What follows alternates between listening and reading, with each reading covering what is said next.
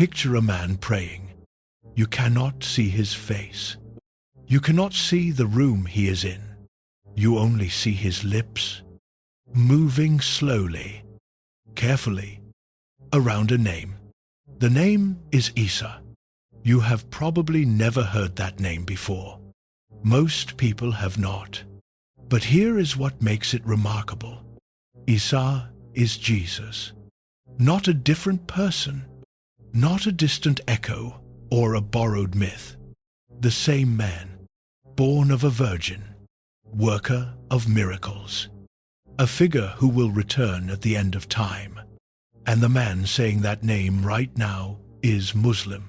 His tradition does not believe Jesus is the Son of God, does not believe the crucifixion carried the weight Christians say it carried, does not share a single creed, a single sacrament, or a single prayer with the church down the street. And yet, the name is on his lips. That is the first thing that will not let go. Here is the second. In the 20th century, one of the most respected Buddhist teachers alive sat down and read the Christian Gospels. He was not converting. He was not studying an enemy. He was reading. And when he looked up from the page, he did not say, "This is foreign to me." He said something else entirely. Something that took his students by surprise. We will come back to what he said. Here is the third. In 1945, a farmer in Egypt was digging near a limestone cliff when his shovel hit something hard, a clay jar. Inside it, ancient books, texts that had been buried for over 1,600 years, hidden from an order to destroy them. Inside those books, Jesus was speaking. But what he was saying did not sound like anything in the Gospels most people know. 3 traditions, 3 completely different worlds, no shared history, no shared creed, no shared reason to look in the same direction. And all 3 kept finding something in this one man they could not put down. What was it? That is what we are here to find out. Chapter 1. The problem of a person. Start with what almost no serious scholar disputes. There was a real man. He lived and taught in Judea in the 1st century of the Common Era. He was executed under the authority of the Roman governor Pontius Pilate, and the influence he left behind grew far beyond anything his world could have predicted, far beyond the tradition that claimed him first. Far beyond the century that produced him. That is the ground. That is where we begin. Not with miracles, not with resurrection, not with any claim that belongs to one tradition over another. Just a real person, a real execution, and an aftermath that refuses to stay contained. Now here is the question that does not get asked often enough. Most figures of historical weight stay roughly where they belong. Confucius is studied and revered primarily in the traditions that grew out of his world. Socrates lives inside the Western philosophical tradition. The great teachers of most civilizations are received, interpreted, and carried forward by the communities that knew them first. Jesus did not stay contained within the world that first produced him. He showed up in a 7th century revelation in Arabia. He showed up in texts buried by Egyptian monks who refused to destroy them. He showed up in the writings of a Vietnamese Buddhist monk in the 20th century who had every reason to simply look the other way. Nobody planned this. There was no coordinated effort to spread a particular image of Jesus across traditions that had no interest in agreeing with each other. What happened instead was something stranger and more interesting. Each tradition encountered this figure and found something their own language could recognize, but had not encountered in quite this form. something that made them reach into their own vocabulary and try to describe it. That is unusual. That is the kind of thing worth looking at carefully. Before we go further, one thing needs to be said plainly. The three traditions we are about to examine do not carry the same weight of evidence.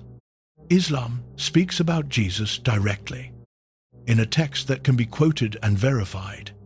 The Gnostic tradition speaks through documents that were physically buried and recovered, real manuscripts that exist and can be read. Buddhism is a more complex case, one involving scholarly comparison and individual voices rather than any official doctrinal claim. These are not three equal columns holding up the same roof. They are three very different kinds of witness, and treating them as equal would do a disservice to all three. What they share is not a conclusion.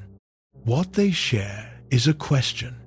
Each one looked at this figure from Galilee and found something they felt they needed to hold on to, something that survived the translation from one world into another. The question this video is built around is not what that something is. Not yet. The question is simpler than that, and harder than that. Why does it keep happening at all? Three witnesses are waiting. The first one has been waiting 14 centuries. His name, in the tradition that preserved him, is Isa. Chapter 2. The Mirror of Islam. His name appears 25 times in the Quran, not in a footnote, not in a passing reference. 25 times, across multiple chapters, in a book that is not about him, in a tradition that was not founded in his name, in a revelation that came 600 years after he walked the roads of Galilee. The name is Isa ibn Maryam, Jesus, son of Mary. And here is the first thing that stops people when they encounter this for the first time.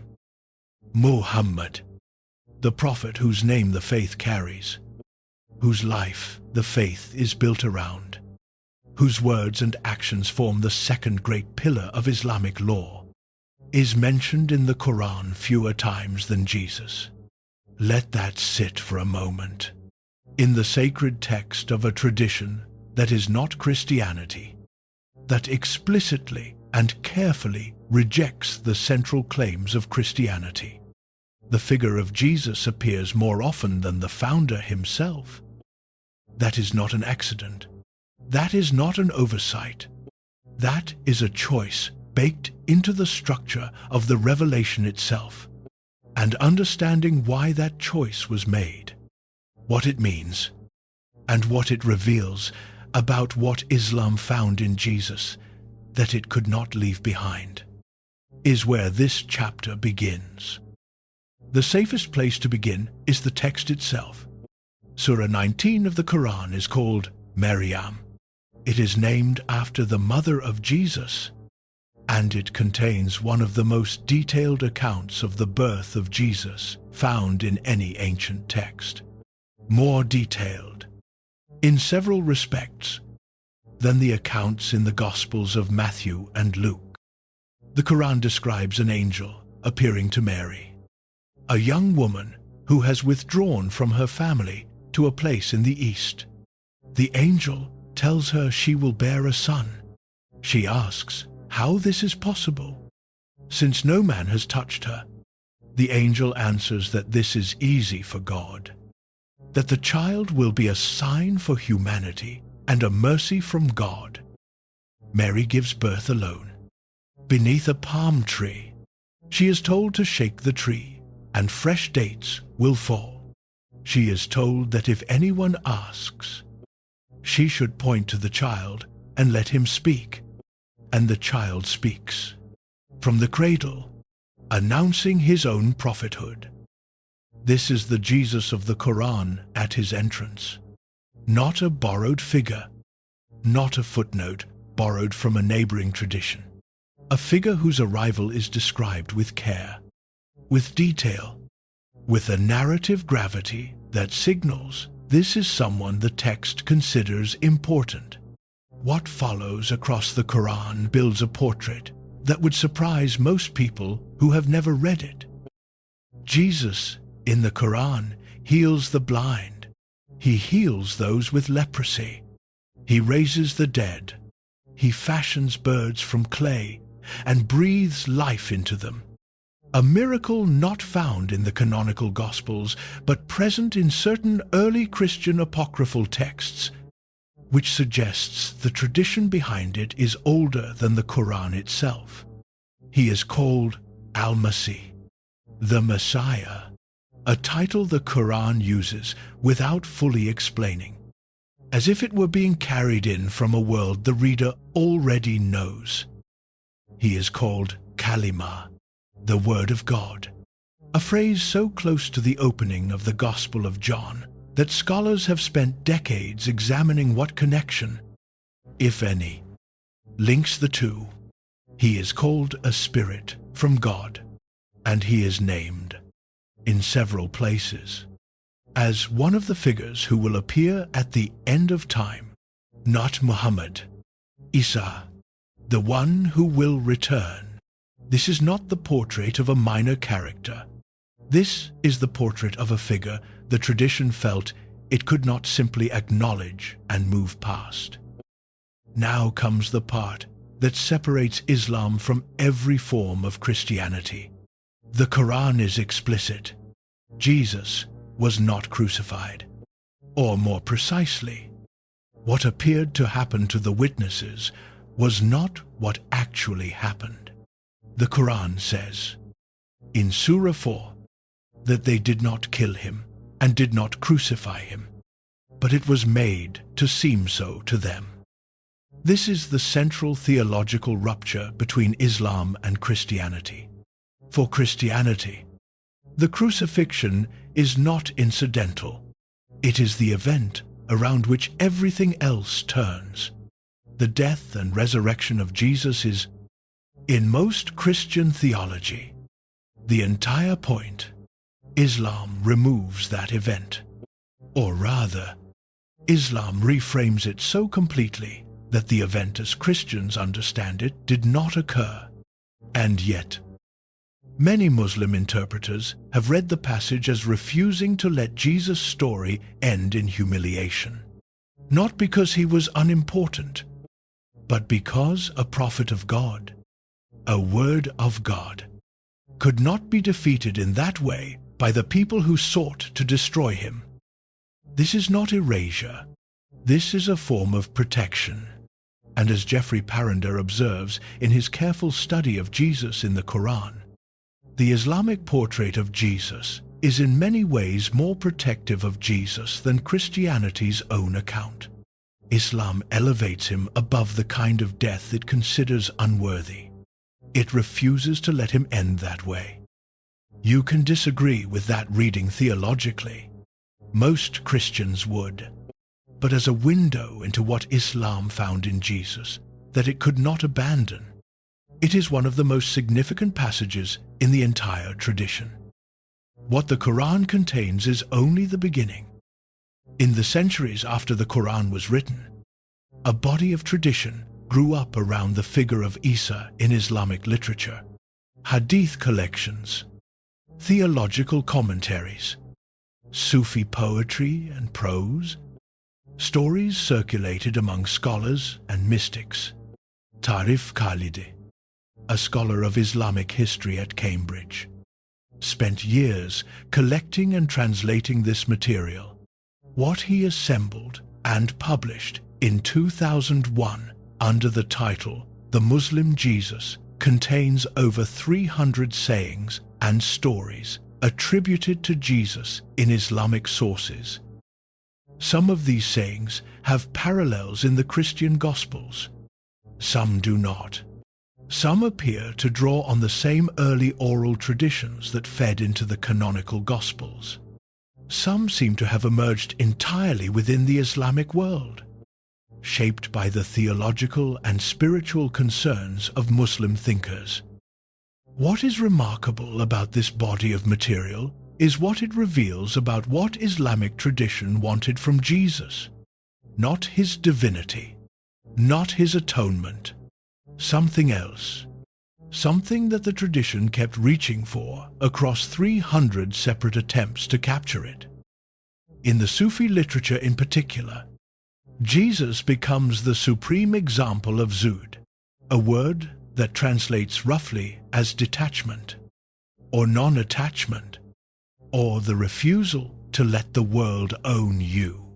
The Jesus of the Sufi tradition is a man who owns nothing, wants nothing, fears nothing, because he has understood something about the nature of existence that most people spend their lives avoiding. There is a saying attributed to Jesus in this literature, one that Khalidi considers among the most characteristic of the entire collection. Jesus is described as resting his head on a stone as a pillow. A man passes and sees this, and offers him a more comfortable place to sleep. Jesus picks up the stone, holds it out, and says, roughly, that this world is not worth more than this. That is not a saying about atonement, not about resurrection, not about the claims of any church or creed. It is a saying about a man who has passed through the world without being captured by it. That is what Sufi Islam found in Jesus. That is what 300 stories were reaching for. And here is what makes that significant. That portrait, the teacher who owns nothing and therefore cannot be owned, the voice that speaks truth without needing anything from the people it speaks to, the figure who moves through systems of power without being absorbed by them, is a portrait that the Gospels themselves contain. It is not invented by Islam. It is recognized by Islam, recognized and then held carefully as something worth keeping, even when everything else about the tradition required drawing sharp boundaries around what Christianity got right and what it got wrong. The scholar Reza Aslan has written about the way Jesus of Nazareth defied the categories available to his own time. Not quite a rabbi, not quite a revolutionary, not quite a mystic, something that the people around him kept trying to name and never quite managed to contain. Islam did not contain him either. What Islam did instead was extract the part of the portrait it could hold without contradiction and carry it forward. The prophet who speaks without political protection, the teacher who owns nothing, the voice that cannot be silenced by what it refuses to want. This is what the first mirror shows. Not a Jesus that Islam invented, a Jesus that Islam recognized, held up to its own light, and decided was worth keeping inside a tradition that had every theological reason to set him aside. The question that opens as this mirror is put down is not whether Islam got Jesus right. The question is what it means that a tradition this different, this theologically distant, found in him something it could not replace with anyone else. That question is still open. The second mirror is about to be held up, and what it reflects is something that was buried in the ground for 1600 years. Hidden on the orders of the same bishop who shaped the Ethiopian Bible we explored in an earlier chapter. What it reflects is a Jesus that almost did not survive. Chapter 3. The Mirror of Gnostic Christianity. Picture a farmer in Egypt in 1945. His name was Muhammad Ali al-Saman. He was digging for fertilizer near the base of a limestone cliff called Jabal al-Tarif in Upper Egypt, not far from the town of Nag Hammadi. His shovel hit something hard. He dug around it and found a sealed clay jar, about a meter tall, buried in the earth. He hesitated before opening it. In the villages of that region, sealed jars sometimes meant spirits, sometimes meant danger, sometimes meant treasure. He did not know which this was. He opened it. There were no spirits, no danger in the way he feared. What came out of that jar was something that would take decades for the world to understand. 13 leather-bound books, wrapped in deteriorating covers, containing 52 texts written in Coptic, an ancient Egyptian language that had absorbed Greek into its bones. The ink on the pages was still legible. The words were still there, and among those words, Jesus was speaking. Not the Jesus of Matthew, not the Jesus of Mark, Luke, or John, a Jesus who had been deliberately hidden from the world on the orders of a bishop, 1600 years before that farmer's shovel hit the ground. This is the story of what was buried, and why, and what it shows us about a figure complex enough to generate two completely different portraits from within the same century, the same culture, and the same collection of early memories. In the year 367, Athanasius, the Bishop of Alexandria, sent a letter to the monasteries and churches under his authority across Egypt. The letter contained a list. Specifically, it contained the first known list of the 27 books that Athanasius considered to be the authoritative Christian scriptures. The books that would eventually become the New Testament, as most of the world knows it today. But the letter did not stop there. Athanasius also named texts that were not on his list, texts he described as invented by heretics. Texts he ordered to be set aside, not read in churches, not circulated among the faithful. He used a specific Greek word for what he wanted done with them. The word meant destroyed. Someone at a monastery near Nag Hammadi received that letter, and instead of complying, they did something that required courage and carried real risk. They gathered the texts Athanasius had condemned, placed them inside a large clay jar, carried the jar to the base of the limestone cliffs of Jabal al-Tarif, and buried it. They did not come back for it. 1600 years later, a farmer's shovel found what they left behind. Elina Pagels, the Princeton scholar whose work on the Nag Hammadi texts remains among the most careful and widely read in the field, has described that act of burial as one of the most consequential decisions in the history of early Christianity, not because of what the monks believed, but because of what they chose to preserve rather than destroy, at personal risk, when given a direct order from the highest ecclesiastical authority in their region. Someone thought these texts were worth that risk. The question this chapter is built around is what exactly was worth it. The 13 books recovered from that jar contained 52 separate texts. Some were previously unknown. Some existed in fragments elsewhere, but had never been found in complete form. Some were entirely new to modern scholarship. Among them was a text called the Gospel of Thomas. It opens with a single sentence that sets the terms for everything that follows. These are the secret sayings that the living Jesus spoke, and which Didymos, Judas Thomas, wrote down. No birth narrative, no genealogy, no miracles, no crucifixion, no resurrection, just sayings. 114 of them, placed one after another, with almost no narrative connective tissue between them. The first saying reads, in translation, roughly like this: whoever finds the interpretation of these sayings will not taste death. This is not how Matthew begins.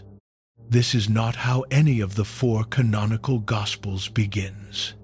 The Gospel of Thomas opens by telling the reader that what follows is hidden, that it requires interpretation, and that finding the right interpretation carries a consequence unlike anything else on offer. It is an invitation to a different kind of reading, and it is an invitation issued in the name of the same Jesus whose name appears on the cover of every Bible in every hotel room in America. Some of the sayings in Thomas have clear parallels in the canonical Gospels. Saying 34 reads, "A blind person who leads a blind person will both fall into a pit," a phrase that appears in similar form in Luke. Saying 9 tells a version of the parable of the sower that Matthew and Mark and Luke all contain. But then there are sayings that appear nowhere else. Saying 77, "I am the light that is over all things. I am all. From me all came forth, and to me all attained. Split a piece of wood. I am there. Lift up the stone, and you will find me there." This is not the voice of someone describing a sacrificial transaction. This is not the voice of someone explaining how to be saved from sin. This is a voice describing the nature of reality itself. A voice saying that what you are looking for is already present in everything around you, and the only problem is that you have not learned to look. Scholars, including Marvin Meyer, who edited the comprehensive translation of the Nag Hammadi scriptures published in 2007, have spent careers examining what relationship these sayings bear to the canonical Gospels, to the earliest oral traditions about Jesus, and to the communities that transmitted them. The question of whether Thomas preserves genuine early traditions about Jesus or represents a later theological development is one that serious scholarship continues to debate. What is not debated is that the text exists, that it was circulated by communities who considered themselves followers of Jesus, and that the portrait it paints is strikingly, deliberately different from the one that became orthodox. To understand why this portrait is so different, you have to understand the word at the center of it, gnosis, a Greek word that translates simply as knowledge. But not knowledge in the way most people use that word, not knowledge as information, a doctrine, as a set of beliefs you hold in your head and affirm on Sunday morning.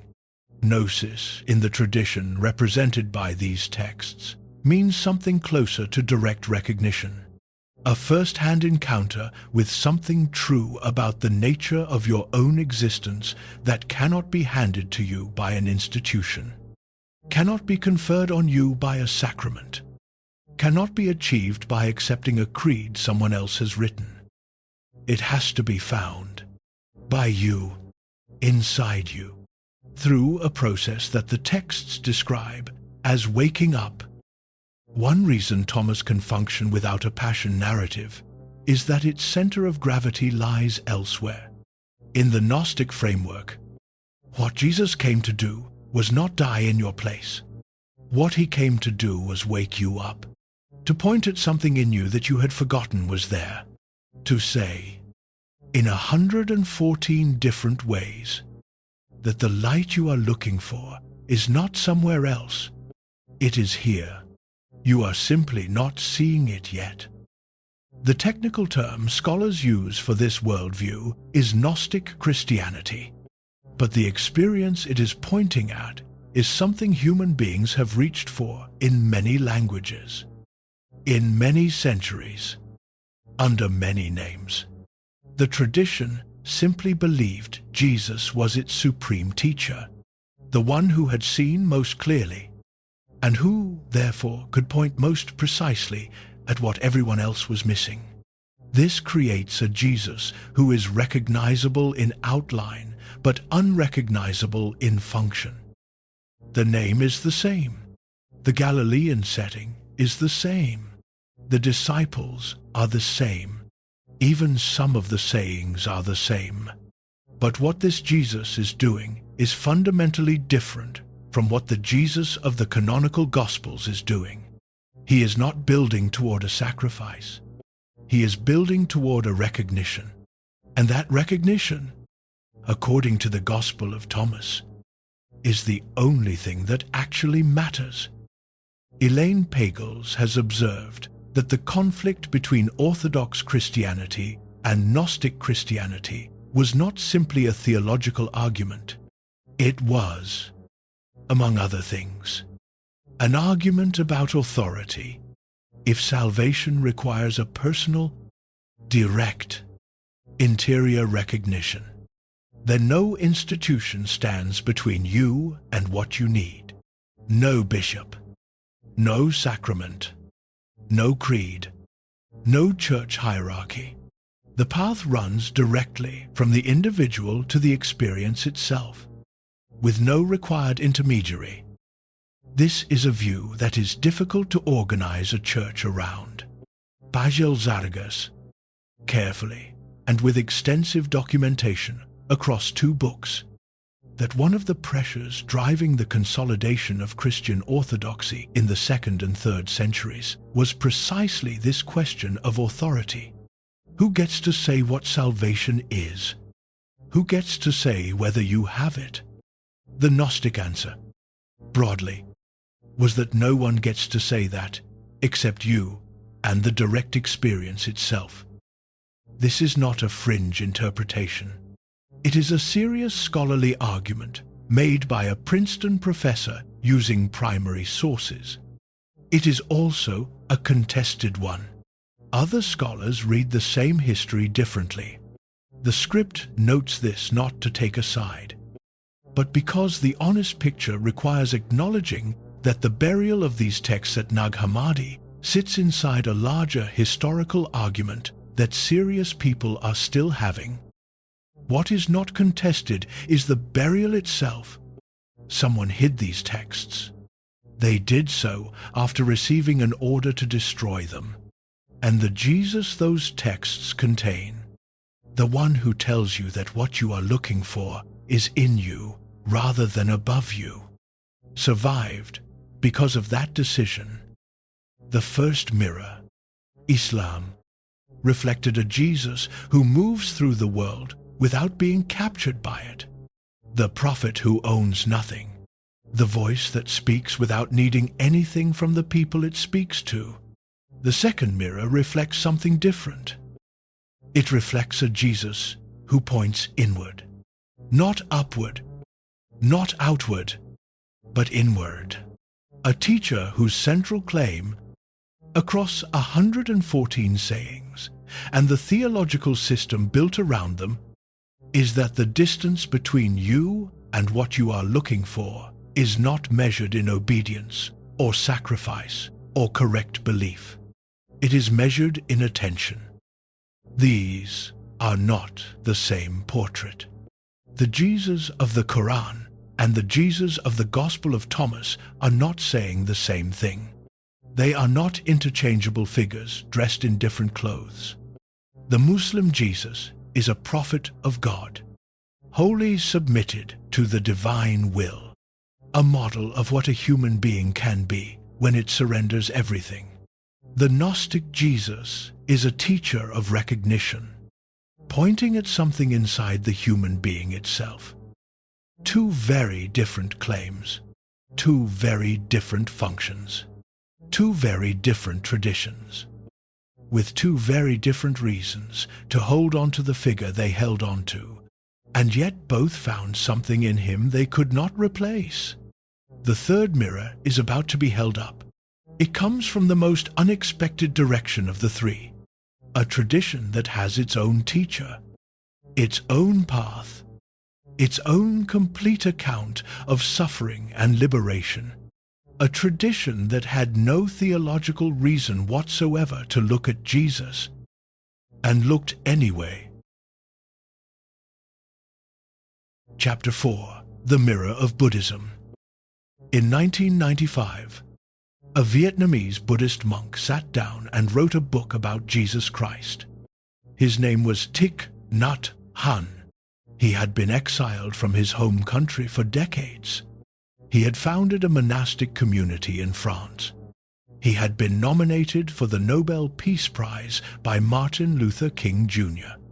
He was, by any serious measure, one of the most significant Buddhist voices of the 20th century. The book he wrote was called Living Buddha, Living Christ. He did not write it to convert anyone. He did not write it to argue that Buddhism and Christianity are secretly the same tradition. He wrote it because he had read the Gospels carefully and repeatedly, and found in them something that his own tradition gave him language to describe. Not agreement, not identity, recognition. That word again. This chapter is built around what that recognition means, what it does and does not claim, and why it matters that it came from where it did. Before we go any further, one thing needs to be said plainly, because this is the chapter that requires the most care. Buddhism does not have a doctrine about Jesus. There is no Buddhist council that ruled on who Jesus was. There is no surah about him, no official theological position, no canonical text that addresses him the way the Quran does.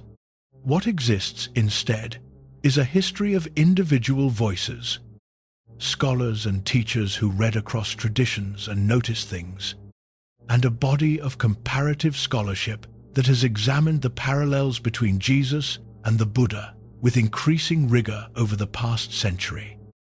These are not the same kind of evidence as the Quran. They are not the same kind of evidence as the Gospel of Thomas. This mirror is made of different material, and the honest thing to do is say so clearly before asking you to look into it. In 1894, a Russian traveler named Nicholas Notovich published a book claiming that he had discovered, in a monastery in Ladakh in northern India, an ancient manuscript describing the lost years of Jesus, the years between his appearance in the temple at age 12 and the beginning of his public ministry at around age 30, years that the canonical Gospels say almost nothing about. According to Notovich, this manuscript described Jesus traveling through India and Persia, studying with Buddhist and Hindu teachers, before returning to Judea to begin his ministry. This manuscript has never been verified. When independent scholars traveled to the monastery Notovich named, they found no evidence of the text he described. The story has been examined and found wanting by serious scholarship, and this video does not present it as history. But the story raises a question worth sitting with. Why does this idea keep coming back? Why has the notion of Jesus in India, Jesus learning from Buddhist teachers, Jesus as a figure who belongs somehow to both worlds, persisted across more than a century of being debunked? What does its persistence say about what people see when they look at both figures? That question is not answered by debunking Notovich. It is opened by it. Marcus Borg, the New Testament scholar, whose work on the historical Jesus was widely read and carefully argued, collaborated with a Buddhist scholar named Jack Cornfield to produce a book in 1997 called Jesus and Buddha, The Parallel Sayings. The premise of the book is careful. Borg and Cornfield are not claiming that Jesus read Buddhist texts, or that the Buddha prophesied Jesus, or that the two figures were in any direct historical contact. The time and distance between them makes direct influence implausible. What they are claiming is something more modest and more interesting. They are claiming that when you place certain sayings of Jesus alongside certain sayings of the Buddha, something happens to your understanding of both. A few examples from the text, placed here not as proof of anything, but as an invitation to observe. The Buddha said, in the Dhammapada, conquer anger by non-anger. Conquer evil by good. Jesus said, in the Sermon on the Mount, do not resist the one who is evil. If anyone slaps you on the right cheek, turn to him the other also. The Buddha said, I have overcome all. I know all. In all existence I am unattached. Jesus said, foxes have holes, and birds have nests, but the Son of Man has nowhere to lay his head. The Buddha said, let a man overcome anger by kindness, evil by good, the miser by generosity, the liar by truth. Jesus said, love your enemies and pray for those who persecute you. These are not identical. The frameworks around them are different. The theological systems that grew up around each of these figures are very different. But something in the structure of the teaching rhymes. Something in the direction it points is recognizably similar. Borg's argument, carefully made, is that this is not coincidence and not borrowing. It is two teachers, centuries and cultures apart, arriving at similar places because they were asking similar questions about the same human condition, about suffering, about attachment, about what a human being becomes when it stops needing to defend itself. This brings us back to the book that opened this chapter. Thich Nhat Hanh did not approach the Gospels as a scholar of comparative religion. He approached them as a practitioner, as someone who had spent decades sitting with the nature of suffering and liberation, who had developed a finely tuned sensitivity to what genuine spiritual teaching sounds like when it lands on the page. And when he read the Gospels, he encountered something he recognized. In Living Buddha, Living Christ, he writes about the Holy Spirit in Christian theology and finds in it a resonance with what Buddhism calls Buddha nature, the innate capacity for awakening that every sentient being carries. He is careful to note that these are not the same concept. He is not collapsing the traditions into each other. He is saying that the two concepts are pointing at something in the same neighborhood, that a Buddhist reader of the Gospels can feel that neighborhood even if the map is drawn differently. He writes about the Eucharist, the Christian practice of communion, and finds in it a resonance with the Buddhist practice of mindful eating, of bringing full attention to what is in front of you as a form of awareness. Again, he is careful. These are not the same practice, but the intention underneath them is something he recognizes. And he writes about Jesus himself.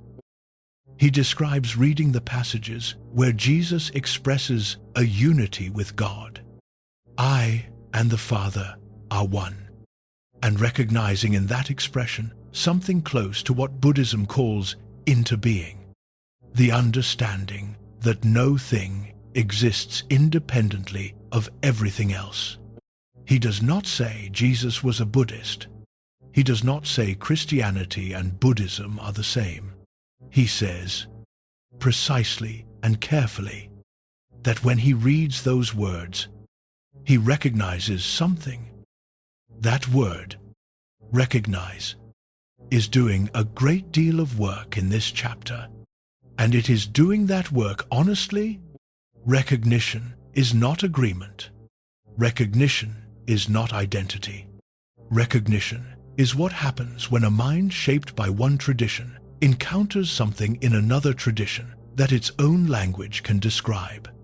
It does not mean the two traditions are saying the same thing.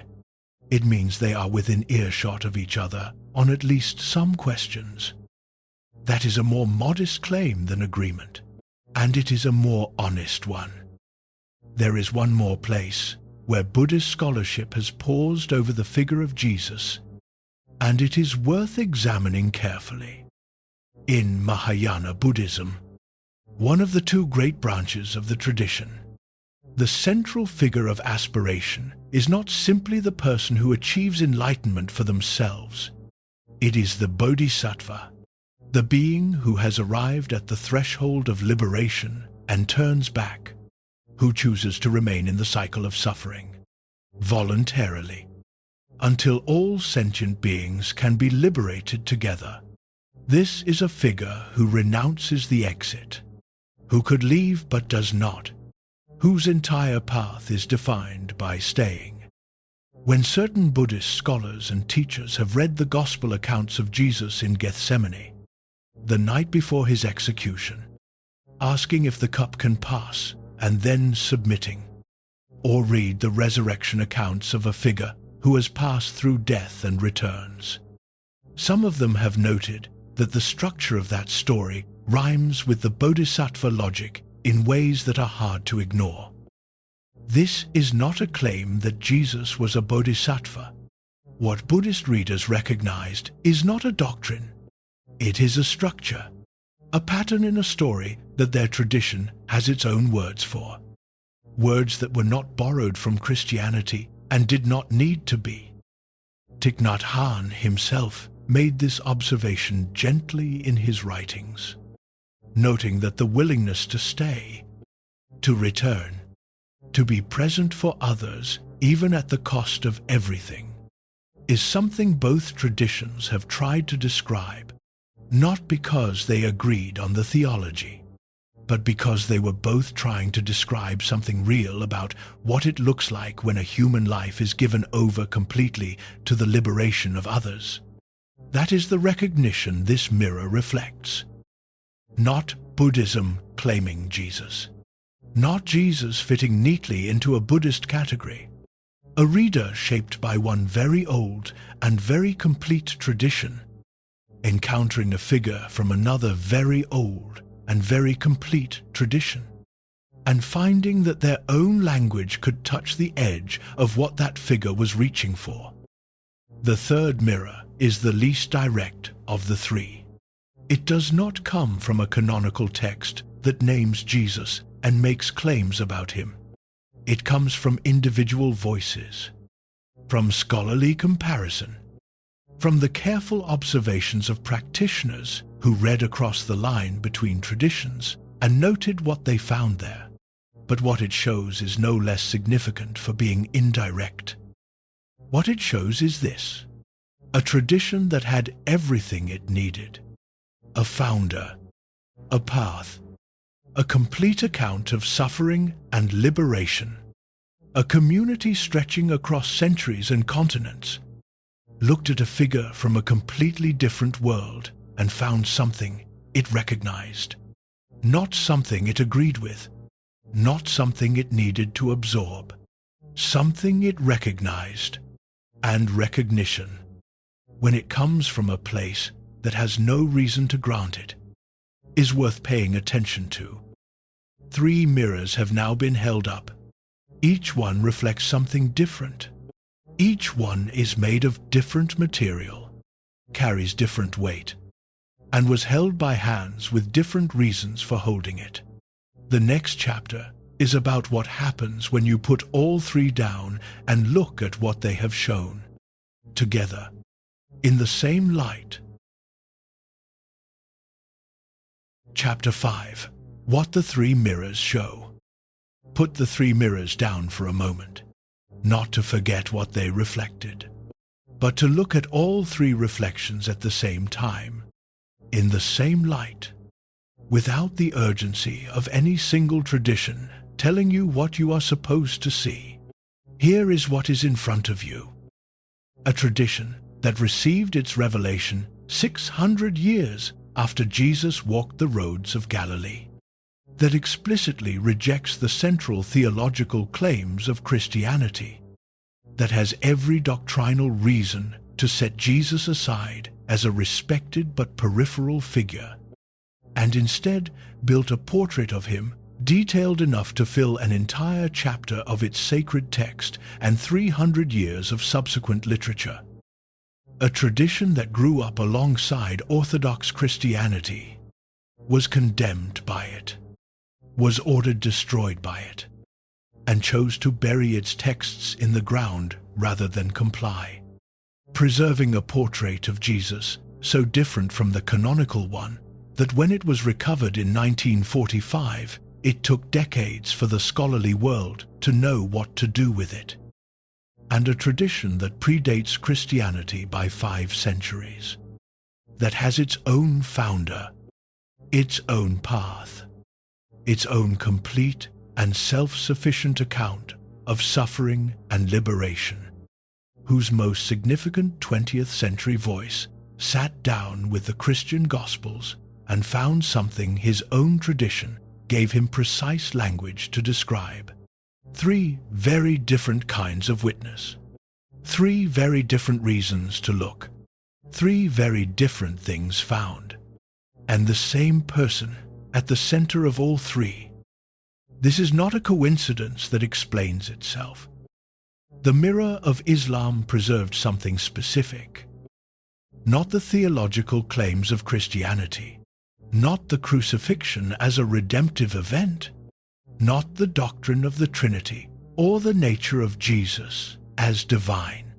What Islam preserved, across 25 Quranic references and 300 subsequent stories, is a portrait of a human being who moved through the world without being captured by it. A teacher whose authority came from having nothing to protect. A voice that spoke truth to power because it needed nothing from power. A figure whose poverty was not deprivation, but freedom. In the Sufi tradition, this became the central image of what a liberated human life looks like. Not a theological position about the nature of Jesus. A practical portrait of what it means to be fully alive without being owned by the conditions of your life. That is what the first mirror preserved. The mirror of Gnostic Christianity preserved something different. Not the communal dimension of Jesus. Not the political dimension. Not the prophetic voice speaking to the structures of the world. What the Gnostic tradition preserved, in 114 sayings, and the theological system surrounding them, is a Jesus who points inward. Whose central teaching is that the distance between you and what you are looking for is not a distance of obedience or sacrifice or correct belief, but a distance of attention. A Jesus who says, in saying after saying, that what you are searching for is already present, and the only thing standing between you and it is the quality of your looking. Split a piece of wood. I am there. Lift up the stone. You will find me there. This is not the same portrait as Islam's. The Sufi Jesus and the Gnostic Jesus are not interchangeable. One is a prophet who submits completely to the divine will. The other is a teacher who locates the divine in the act of recognition itself. These are different claims about what Jesus was doing and why. And yet, both traditions looked at the same source material and found what they found. Neither portrait was invented. Both are drawing selectively on material the tradition actually contains. Both had every reason to look elsewhere. Both kept looking here. The mirror of Buddhism preserved something different again. Or more precisely, what certain Buddhist voices recognized in Jesus is something that their tradition already had a name for. Something they did not need Jesus to provide, but found illuminated differently when viewed through the lens of his story. What Thich Nhat Hanh recognized in the Gospels was not doctrine, it was posture. The posture of a life given over completely to the liberation of others. The willingness to stay when leaving was possible. The capacity to be fully present in suffering without being destroyed by it. These are things the Buddhist tradition has its own vocabulary for. The recognition was not discovery. It was the experience of finding a familiar landscape described in an unfamiliar language. This is the weakest of the three mirrors in terms of direct historical evidence. It does not come from a canonical text that names Jesus. It comes from individual readers, from careful scholarly comparison, from practitioners who crossed a border they did not have to cross and reported what they found on the other side. But it is not therefore without significance. When a tradition that has everything it needs looks at a figure from another world and finds something worth naming, that act of naming is itself a form of testimony, not theological testimony, historical testimony, evidence that the record of Jesus contains something that travels across very different kinds of reading. Here is where it would be easy to go wrong. The temptation, when you have spent this much time looking at what three traditions found in Jesus, is to conclude that they were all seeing the same thing from different angles, that underneath the theological differences and the doctrinal disputes and the centuries of separation, there is one unified portrait that everyone has been circling. That conclusion is not supported by what the evidence actually shows.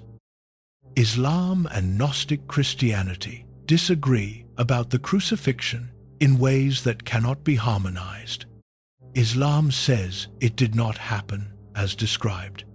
Gnostic Christianity largely reframes its significance rather than its occurrence. Orthodox Christianity holds the crucifixion as the center of everything. These are not three different descriptions of the same event. They are three genuinely different claims about what happened and what it meant. The Jesus who submits completely to the will of God in the Quran, and the Jesus who says the kingdom of God is inside you in the Gospel of Thomas, are not expressions of the same theology. They are different portraits. They share a subject. They do not share a conclusion. Buddhism makes no theological claim about Jesus at all. What Buddhist teachers recognized was a structure, a pattern, a resonance. That is a very different thing from a doctrinal position, and treating it as equivalent to what Islam or Gnostic Christianity preserved would misrepresent all three traditions. The disagreements are not embarrassing complications to be smoothed over. They are information. They tell you that what each tradition found in Jesus was shaped by what each tradition was already looking for. Islam was looking for the perfect human exemplar of submission to God. It found that in Jesus, selectively and carefully, extracting the portrait that served its deepest concerns, Gnostic Christianity was looking for a teacher who could authorize the direct experience of the divine without requiring institutional mediation. It found that in Jesus, building an entire theological system around the sayings that pointed inward. Buddhism, or at least certain Buddhist readers, was looking across traditions for points of recognition, places where very different languages might be describing the same territory. It found that in Jesus too, each tradition found what it was looking for. That is not a criticism of any of them. It is how traditions read. It is how human beings read. We bring ourselves to the text, and the text gives back something shaped by what we brought. What is remarkable is that the Jesus tradition proved rich enough to sustain those readings. The New Testament scholars John Dominic Crossan and Richard Horsley, working from very different angles, have both written about a quality in the historical Jesus that they find difficult to categorize. Crossan, in his historical reconstruction of the earliest recoverable layer of the Jesus tradition, describes a figure who combined the roles of healer, teacher, and social critic in ways that were unusual even in the diverse religious landscape of first-century Judea. Not quite a rabbi, not quite a prophet in the classical mold, not quite a cynic philosopher, though some of his teachings rhyme with that tradition, something that kept slipping out of the available categories. Horsley, approaching from the perspective of social history, describes a Jesus whose movement challenged the structures of both Roman imperial power and the collaborating priestly aristocracy in Jerusalem. A figure whose teachings had political implications that his followers took with deadly seriousness. What both scholars are circling, from their different angles, is a figure whose complexity exceeds what any single framework can hold. This may be the most important thing the three mirrors show, not individually, but together. When a figure can be authentically read as the supreme exemplar of submission to God, and as the teacher of interior liberation from institutional authority, and as someone whose life story carries the shape of what the Buddhist tradition calls the Bodhisattva vow, without any of those readings being straightforwardly dishonest about the source material, that tells you something about the source material.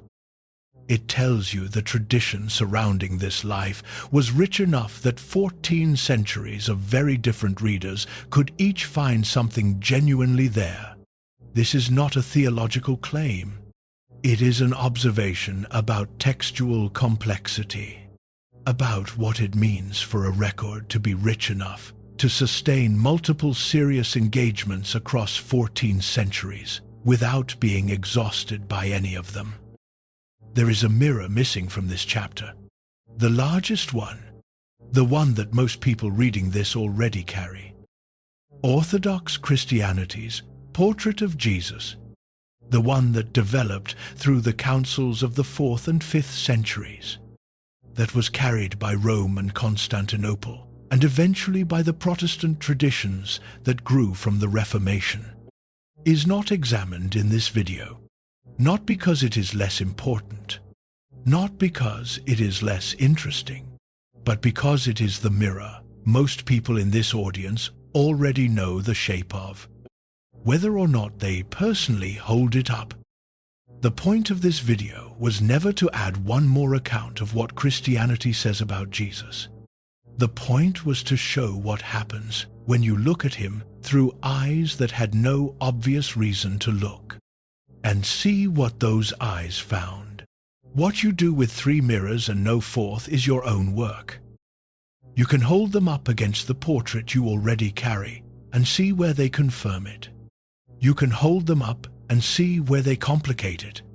You can hold them up and find that the portrait you already carry looks different when you have seen it from 3 angles you had not considered before. That is not a conclusion.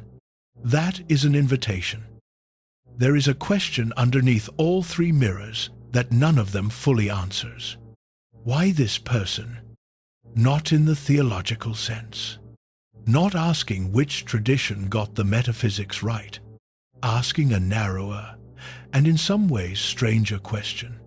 Why did this particular figure, from this particular corner of the 1st century Roman world, generate a record rich enough to sustain 14 centuries of engagement from traditions that had no coordinated reason to engage with it? Crossan has written that the combination of personal authority, social radicalism, and what he calls the brokerless kingdom, the idea of direct access to God without institutional mediation, made Jesus genuinely unusual, even in the diverse religious landscape of his time. Horsley has written about the way his movement combined personal transformation with social critique in ways that were unusually difficult to absorb or neutralize. Neither of these explanations is complete. Neither claims to be. But they point at something worth sitting with. A person can be complex enough that different readers, in different centuries, with different questions, find different things that are genuinely there, not projected without remainder, actually there, in the record, waiting for the particular question that will bring them into focus. That is what the three mirrors, taken together, suggest about the figure they have been reflecting. Not that Jesus was all things to all people, not that every reading is equally valid or equally careful, but that the record of this life was rich enough that three very different traditions, with three very different concerns, found three different things worth preserving, and none of them felt the need to put him down. We started with a man praying, his lips moving around a name most of the people watching this video had never heard before, a name that turned out to belong to someone they thought they already knew. We have come a long way from that opening image. We have followed Jesus into the Quran, where he appears more often than the prophet whose name the faith carries, where he is protected from the death that Christianity places at the center of everything, where the Sufi tradition found in him the supreme image of a life that the world cannot own. We have followed him into a clay jar buried in the Egyptian desert, where a community of monks chose preservation over obedience, where 114 sayings waited 1600 years to be read again, where a voice said, "Split a piece of wood, and I am there. Lift up the stone, and you will find me there." We have followed him into the writings of a Vietnamese Buddhist monk in exile, who read the Gospels not to convert and not to argue but to understand, and found something his own tradition gave him language to describe, not agreement, recognition. Three traditions, three completely different worlds, three very different things found, and the same figure at the center of all three. This video has not argued that all three traditions are right. It has not argued that they are all saying the same thing. It has not argued that any of them captured Jesus completely, or that the disagreements between them can be resolved by finding the right angle. What it has argued, carefully and with acknowledgement of the limits of each piece of evidence, is something more modest. That three traditions with no coordinated reason to preserve anything about this figure, each found something in him worth preserving. That what they preserved was different in each case, shaped by the questions each tradition was already asking, and that the fact of that preservation, across 14 centuries and three completely different worlds, is itself a phenomenon worth taking seriously, not as proof of any theology, as a question about a person. What does it take to generate a record rich enough that it can be read seriously, across 14 centuries, by people who disagree about almost everything, and still give each of them something real to hold on to? That question does not have a clean answer. It may not have any answer that scholarship alone can provide. But it is a question worth sitting with, and it is a question that three mirrors, imperfect and made of different materials and held at different angles, have made it possible to ask more clearly than it could be asked before. Wherever you are sitting with this, if you came to this video as a Christian, you have now seen the figure at the center of your tradition through eyes that had no obligation to treat him with reverence and did so anyway. That is worth something. What it is worth is something only you can determine. If you came to this video without any religious tradition, you have encountered three serious intellectual engagements with a historical figure across 14 centuries. whatever you think of the theological claims involved. The seriousness of that engagement is its own kind of evidence about the figure who generated it. If you came to this video from inside one of the three traditions we examined, you have seen your own tradition's portrait of Jesus placed next to two others. That is an uncomfortable thing sometimes, and sometimes uncomfortable is exactly the right place to be. The three mirrors are not telling you what to believe.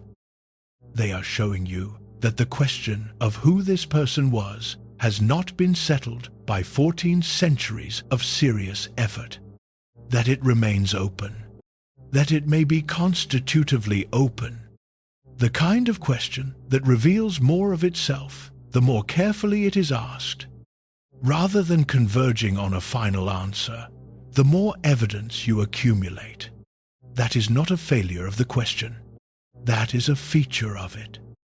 Before you go, in the Gospel of Thomas, saying 50, when the disciples ask Jesus where they came from and where they are going, he answers with an image. He says they came from the light, and he says that if they are asked who they are, they should say they are children of the light. In the Quran, Surah 24, verse 35, God is the light of the heavens and the earth. In the writings of Thich Nhat Hanh, describing what he recognized in the Christian concept of the Holy Spirit, it is the energy of God in us. He writes, and it has the capacity to heal, to bring joy, and to reconcile. 3 sources, 3 languages, 3 centuries apart from each other, all 3 reaching, in their different ways, for the same word, light. That may be coincidence. It may be resonance. It may simply be that some symbols travel further than doctrines do. Leave in the comments which of the 3 mirrors showed you something you had not seen before. Not the one you agree with. The one that showed you something new. I read every one. And the conversations that happen there. The honest ones. The ones where people bring their real questions rather than their settled conclusions, are among the most valuable things this kind of work makes possible. Because a figure this old, that has traveled this far, that has been held by this many different hands without being owned by any of them, is not finished asking its questions, and neither are we.